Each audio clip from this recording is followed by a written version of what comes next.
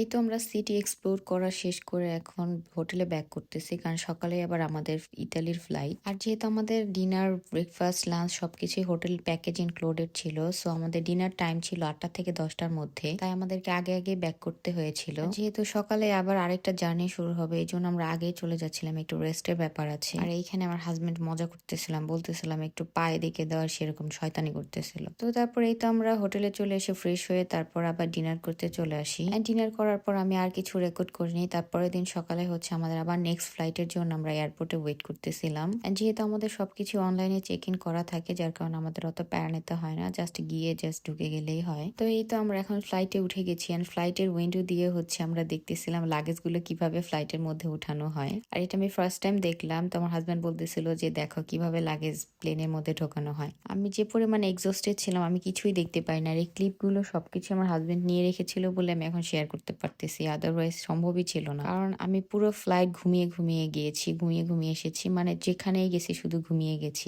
তারপর হচ্ছে এখন ফ্লাই করার পালা। এন্ড স্পেন থেকে ইতালি যাইতে বেশি একটা সময় লাগে না, মাত্র 2 ঘন্টার ফ্লাইট ছিল। তো ওইখানে আমাদের আবার আরেকটা হোটেল বুকিং দেওয়া ছিল, তারপর ওইখানে গিয়ে আমরা উঠবো। আর এই ফ্লাইট আমি পুরোটাই ঘুমিয়েছিলাম, আমি এসব কিছুই দেখিনি। তো দেখতে দেখতে হচ্ছে আমাদের ল্যান্ড করার সময় হয়ে এসেছে, এখন আমরা ল্যান্ড করবো। আমি ভাতের জন্য পাগল হয়ে গিয়েছিলাম, মাত্রই তো বাংলাদেশ থেকে এসেছি। তারপরে স্পেনের ওইসব খাবারে ভাতের কোনো কিছুই ছিল না, সো আমার একদম বাজে অবস্থা ছিল। আর এইখানে আমার তুম্বাকালি মার্কা ফেস দেখ, কারণ আমি পুরোটা ফ্লাইট ঘুমিয়ে এসেছি। তারপর আমরা হোটেলে চলে যাই, হোটেল থেকে ফ্রেশ হয়ে আবার বের হই মিলানো সিটি এক্সপ্লোর করতে। এখানেও রাস্তার মধ্যে মিউজিক। আর এই যে এটা হচ্ছে দোমো দে মিলানো ক্যাথেড্রাল। ওই দিন যেহেতু আমরা খুব বেশি টায়ার্ড অ্যান্ড এক্সস্টেড ছিলাম, সো আমরা বেশি ঘোরাঘুরি করিনি। আমরা হোটেল রুমে ব্যাক করি অ্যান্ড পরের দিন আবার সকালে বের হই। সকালে দেখি এখানেও মিউজিক চলতেছে।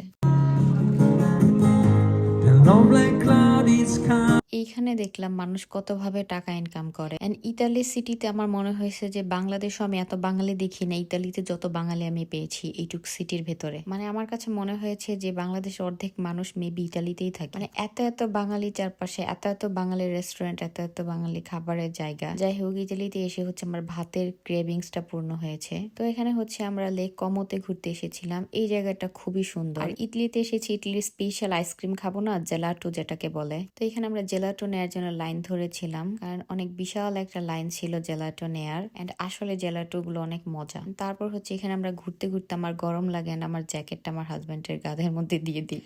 এই জায়গাটা আমার খুবই ভালো লেগেছে, লেক কমোটা খুবই সুন্দর। আর এইখানে হচ্ছে আমার একটা ভার্সিটি ফ্রেন্ডও দেখা করতে এসেছিল ওর ওয়াইফকে নিয়ে। ও হচ্ছে ইটলিতে থাকে বউ নিয়ে। আর সে 2020-এ দেখা হয়েছিল, 2024-এ এসে আবার দেখা হলো অনেক দিন পর। যেহেতু ওর বউ পর্দা করে, তো প্রাইভেসির একটা ব্যাপার আছে, যার কারণে আমি কোনো ক্লিপ নিইনি। আর এই জায়গাগুলো এত সুন্দর ছিল, মনে হচ্ছিল যেন পিকচার দেখতেছি। তারপর যেহেতু ইটলিতে পিৎজা অনেক বিখ্যাত, তো আমরা হচ্ছে এখানে লেক কমোর এখানে একটা পিৎজা নেই। এত জঘন্য আর বাজে খাইতে পিৎজা যে কি বলবো, কাঁচা স্যালমনের একটা পিৎজা ছিল। তো আমার ভাতের ক্রেভিং পূরণ করতে আবার আমরা মিলানোতে ব্যাক করি, মিলানোতে ব্যাক করে হচ্ছে আবার আমরা ভাত খাই। এন্ড আমি এত পরিমাণে ভাত খেয়েছি, আমার জীবনে মনে হয় না আমি 3 দিনে এতগুলা ভাত খেয়েছি, যতগুলা ভাত আমি একবারে খেয়েছিলাম ইটলিতে। এই তো মিলানো সিটি এক্সপ্লোর করে হচ্ছে পরের দিন আমরা ভেনিসের উদ্দেশ্যে রওনা হই। আমাদের প্ল্যান ছিল যে রাতে আমরা জার্নি করে ভেনিসে যাব, সকাল থেকে সারাদিন ভেনিস শহর ঘুরবো, তারপর অন্য সিটিতে যাব। কিন্তু আমি এতটাই টায়ার্ড এন্ড এক্সস্টেড ছিলাম যে এমার্জেন্সিতে আবার একটা হোটেল বুক করে আমরা ওই দিন থেকে যাই। আর পুরো ইউরোপে এমন কিউট কিউট বুড়ি দেখতে পাই, যারা এমন কিউট কিউট করে সেজে থাকে। আর এর পাশে আমার হাজবেন্ড গিয়ে বসে, আমাকে বলে যে একটা ছবি তুলে দাও। সো আমি ভিডিও করি, ও বুঝতেছিল যে আমি ভিডিও করতেছিলাম। তখন ও দেখেন কেমন একটা এক্সপ্রেশন দেয় বুড়িকে দেখে, মানে